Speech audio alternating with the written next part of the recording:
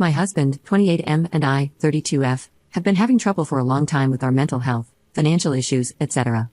Romance has completely ended on my part, and we have the same talks month after month where I break down, and he doesn't seem to understand what adults should do next. I just wanted to get this out there because in this new year, I have decided to selfishly give up on doing it all and focus solely on me. For 6 years, I have made sure we had a roof over our heads, food in our bellies, and a way to get by. He cannot keep a job, blames his chronic pain and mental health, which he is finally getting help for, but this isn't about that. Heck, it's not even about the food he didn't cook. It's New Year's Day. My family's tradition is to make a specific meal for this day. It's super simple, and he has loved it since I introduced it to him years ago. Since then, we have either made it ourselves or been to family gatherings where they have made it. Today, I went out with my mother to shop and run errands. Normally, this takes a little longer, but we were tired since we were both recovering from sickness around Christmas time. I get home with everything, and nothing has been done.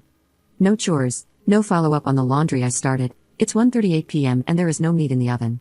I have to clean a pan and get the food in the oven, and he comes out of the bedroom. He starts asking how to make it. I tell him that he knows how. It is literally 3 steps. Little children in our family could do it, I swear. And he keeps asking, so I'm like, why do you keep asking? What's the point? And he says, I was going to put it in before you got home, but I just didn't because I didn't know how to do it. I asked him if there was any way he could have found out how to do it, perhaps asking my mother, my grandmother, my sisters, who don't eat it but still know how to make it, my brothers, or how about even the internet? And he said the phrase I keep hearing time and time again, I was trying to. I feel so incredibly wronged. Gaslit isn't the word, but I keep hearing him say, I'm trying to do XYZ, and never see real results. It feels like zero effort, less than zero effort. It is now almost 7 p.m., and I am finishing the food and sending servings out because whoever cooks it gives it away to family for the most part, and I am just sitting here tired, annoyed, frustrated. Men cannot be this helpless. This cannot be our future in our shackles. He just went about his day because it still got done in the end, and he will say I did such a good job and I cook it so well. I don't even want to share it with him. He didn't need to cook it, he didn't need to do anything, but he always has to say he was about to or going to do something when I have to end up doing it. I'm not sure what I needed from this other than to get it out. I feel so alone in this. Edit. Because I see this a lot, we both have our struggles.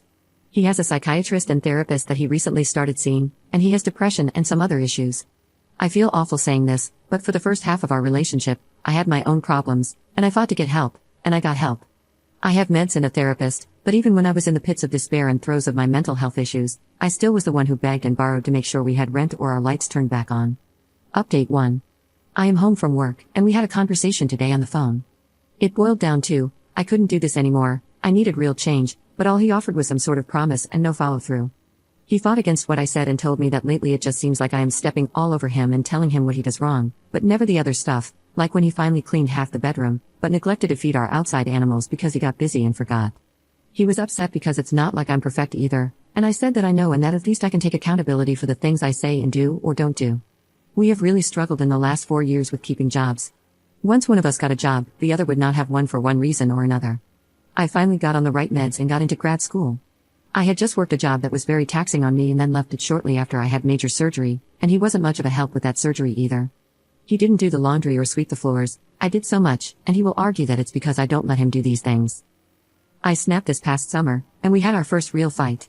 This is the context. Previously, he had managed and helped open restaurants in the past, but he always seemed to leave his job for pain or petty reasons. But then he landed a simple and easy job that he could do easily. It was close to home, great coworkers, decent pay.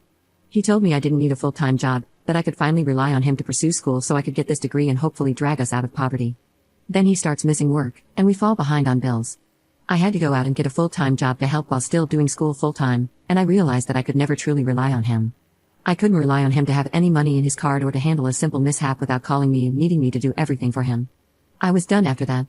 I am currently overwhelmed, but this is my house, technically my parents', and I won't be going anywhere. I just came home to him having written himself a schedule and a plan for the month to show me how serious he is. I know I told him I wanted him to write down exactly what he was going to do, but it feels so elementary, and I can't handle it. He cleaned part of the kitchen and reheated leftovers for me for dinner.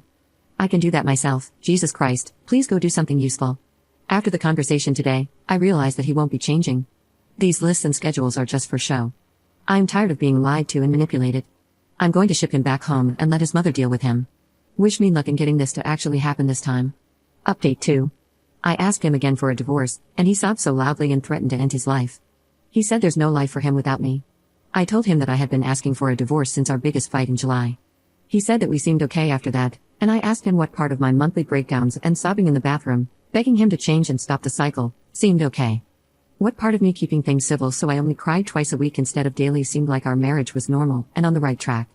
He was supposed to drive back to his home state weeks ago. Then he said his therapist said I was wrong, and what about his insurance issues, and that I'm abandoning him and he has nothing. He has no vehicles in his name, as I had bought them, he has no money to use, as he has no job, and he will have nothing without me. I said that sounded like something he should have thought about before it came to this. We went to pick up the rental car, twice in a snowstorm, and each time there was something wrong with the reservation, so we went home. He needs to take a lot of his stuff with him so it won't need to be shipped. I'm sorry if this is harebrained, but I took a break from crying to get this out. I have been having the best weekend. We had agreed to a legal separation on New Year's, so I was free. He just didn't want to know if I was hooking up with anyone, but he has become upset and possessive when I go out, and I am gone from home now more than I am home, thank God. Yesterday was so good, I was in the best mood. Then, I am getting ready to go out for a girls' night, and he comes into the bathroom to talk. It leads to an argument, and I sob so hard I can't breathe. I cannot keep having the same argument with the same words. He says he just wants me to be happy, but that's not true or he wouldn't do this. He said he's got job offers and he's gonna go back to an old job, and he has a plan to fix our debts in 4 months. I told him it was too little too late. He said it's unfair that I can't stick around for his mental health issues now that he's in therapy, and that I had issues too and he stuck around. Remember when my mental health was bad in 2019? Oh yeah, I do. He had burned bridges, and we were living in a Jeep, failing college, working crappy jobs, and he was miserable at the time, and I had a failed pregnancy. Yep, I freaking remember that. And yet I was still the one who kept us afloat, the one who made sure we had gas money or food or a place to park our home. I cannot keep lighting myself on fire to keep this man warm. I told him that he can stay in the other room since he refuses to leave, and he can watch up close and personal as I move on. But if he won't sign papers, I will unalive in this marriage. I'm trapped like a wild animal with its leg caught in a trap, desperate for freedom, willing to gnaw its leg off and deal with the pain later. He never hit me, never threatened to, never was abusive in any real obvious ways. I wanted out, and he won't go. God help me, I'm trapped. Update 3. We were stonewalling. He was going to leave, then he decided that the spare bedroom was perfect. He got an old job back at a fast food joint, but the truckiest won't take a registration or pass inspection and is falling apart. This is why he didn't drive back to his home state. My parents were supportive, then what felt like very unsupportive, until last night when crap hit the fan and my father was everything I needed and more. It started with Gray rocking my husband, until his insecurity raged and he needed to know if I was cheating on him during this legal separation. I spoke calmly, but he only wanted to argue the same things. So I walked up to my parents' house, as we live on the same property but a large farm. My father was worried, and he stated as such. He told me that he raised me to go toe-to-toe with any man and not let them dictate to me. He told me that being soft-hearted was my strength and weakness, but sometimes it's time to not be nice. You don't have to be mean, but you can take back control. With an hour-long talk, I went back down to speak calmly to my husband. And that's where things hit the fan fast. I spoke calmly, like someone from HR talking to an employee. I let him get out the mean things he's been saying like, "You're throwing away the last 5 years. We took vows to be with each other through thick and thin. You're abandoning me, can't we just try a trial separation and not a divorce?" I stood by my decisions and even told him at one point that he was welcome to express his feelings and anger, but that he can do them in his own room and not in the rest of my house because his space is his room. It went bad, and he threatened to off himself and told me to drive him to the hospital. We got in the car, and he was screaming that he wouldn't have lived if he didn't think we had a chance. I was so shaky and scared, I actually backed my car into my parked truck. At one point as we got into town, he tried to open the door and jump out. I said he needed to be seen and wasn't safe. He said he would just off himself after the hold was up. I felt no emotions, just the need to get there safely. We got there, and he screamed at me in the parking lot like I've never seen before. He said, "Just take me home." I said, "You can't come home now, go inside and get better." After a lot of arguing, I finally pulled the Uno reverse card and said that if he ever cared about me, he would go get help. I was sobbing, and he told me he loved me and yelled at me to say it back. I told him, "Please get better." And he walked in and was committed. My father stopped me before I left for work this morning and told me that now was my chance. He didn't want him there and was worried. So, I called my husband's mother and left a message to talk tonight. When that 72-hour hold is up, he is going home to his home state with his parents or best friend. There is no other option. I purged my feelings last night in a ridiculous roller coaster, and now I feel free. I did it, and I can breathe now.